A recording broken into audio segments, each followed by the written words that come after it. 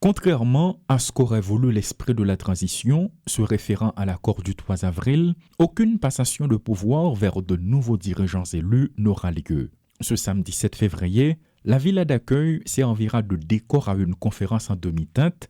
En présence du corps diplomatique et de plusieurs invités, le président du conseil présidentiel, Laurent Saint-Cyr, prononcera un discours d'adieu. Il remettra ensuite, selon une source sûre de la présidence, les rênes de l'exécutif au Premier ministre Alex Didier Fils-Aimé, chargé d'assurer la continuité de l'État.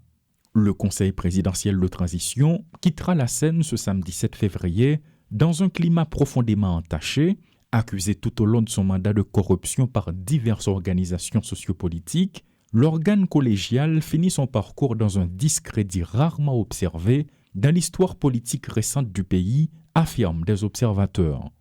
À ces scandales s'est ajoutée une crise interne persistante dont les conditions et les luttes de pouvoir auraient contribué, selon les constats, à fragiliser davantage l'État et à offrir un terrain favorable à la montée en puissance des groupes armés. Le CPT laisse derrière lui un paysage institutionnel affaibli, une transition inachevée et un sentiment largement partagé d'échec collectif, un héritage lourd à l'heure où le pays s'apprête une nouvelle fois à naviguer dans l'incertitude, toujours selon les constats.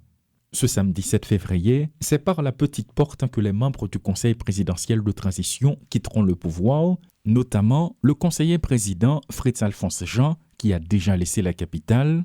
Toujours de source sûre de la présidence, le président du Conseil prononcera ce jour-là un discours à la villa d'accueil. À l'issue de cette allocution, Laurent Saint-Cyr devrait transférer l'autorité exécutive au Premier ministre Alex Didier Fils-Aimé et à son gouvernement, marquant ainsi la fin formelle d'un mandat de transition qui n'aura pas réussi à mener le pays vers une véritable normalisation institutionnelle. Ce que vous observez derrière moi, amis téléspectateurs, c'est l'entrée de la villa d'accueil et dans moins de 24 heures, selon les prescrits de l'accord du 3 avril, le mandat des membres du Conseil présidentiel de transition prend fin.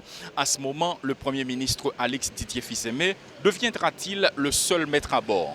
Si oui, va-t-il élire un président afin d'avoir un exécutif bicéphale ou l'histoire de l'ancien Premier ministre Ariel Henry va-t-elle se répéter à nouveau?